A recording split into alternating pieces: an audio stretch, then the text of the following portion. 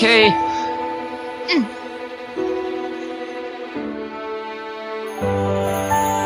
Samo sam ti htio reći da sam pokušavao skinuti žvakaču s tvog mjesta. Kunem se.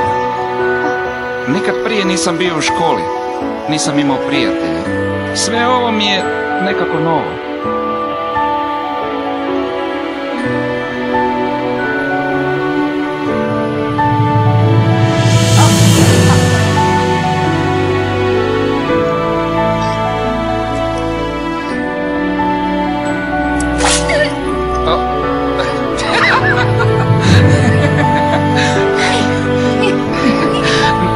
Vidimo se sutra. Aha, vidimo se zašto ja zamuckujem?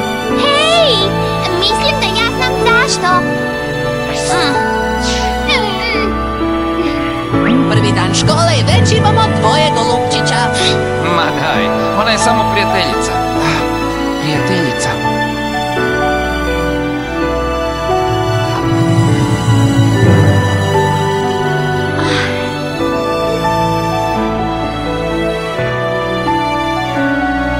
Odličan izbor, gospodaru.